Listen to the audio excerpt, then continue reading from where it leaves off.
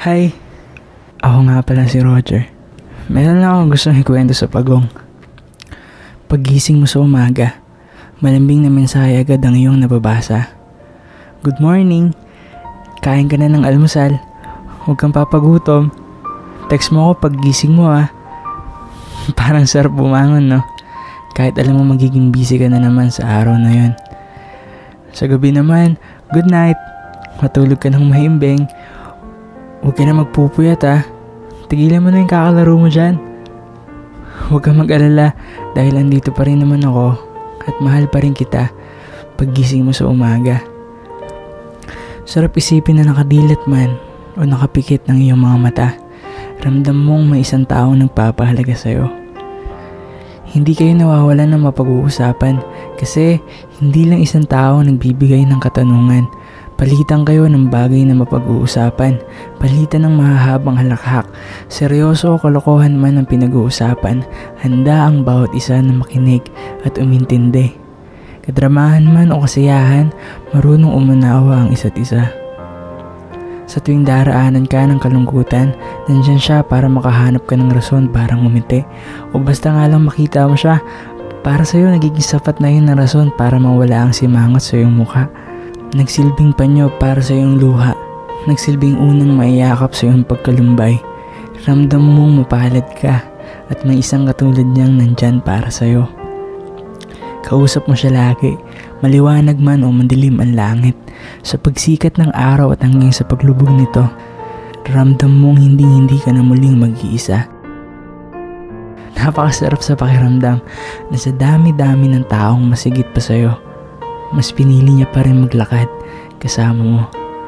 Sa pagbabakasakali na iba siya sa lahat ng nakilala mo. Iba dahil hindi lang siya puro salita. Iba dahil hindi man niya lagi buong bibig ang salitang mahal kita. Alam at ramdam mong mahal ka niya. Pero alam mo ang masakit doon? Kung ang lahat ng bagay na ito ay panandalian lang. Bigla-bigla na lang nagbago ang ihip ng hangin. Tila tumigil ata ang pag-ikot ng mundo.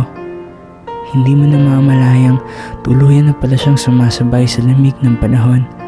Sa hindi mo malamang kadahilanan, unti-unti niyang nilalayo ang sarili niya na tila isang bulang lumilipad at naghihintay na lamang mawala. Biglaan na lang siyang nagbago. Pero bakit ganun? Bakit bigla na lang nagkaganto? Bakit bigla ka na lang mawawala? Hindi ka man lang nag-iwan ng rason kung bakit mas pinili mo lumayo. Sagutin mo naman sana.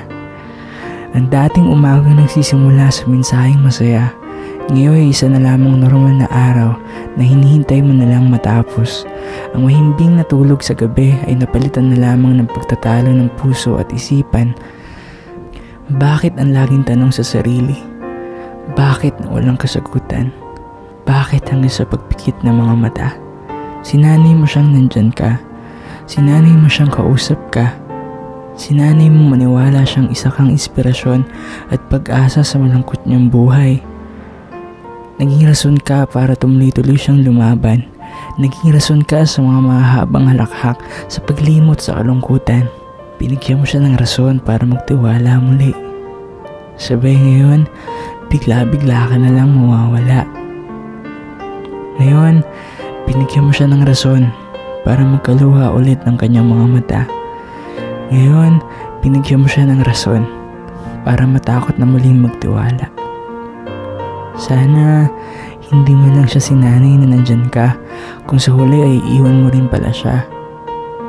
Binigyan mo lang siya ng rason na maniwalang hindi ka pala naiiba sa kanila. Katulad ka lang rin pala nila. Pero sa bagay, nagbakasakali lang naman ako na iba ka sa lahat ng taong nakilala ko.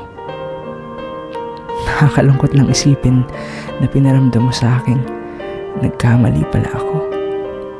Pero alam mo, babangon ako at huyo ka sa akin.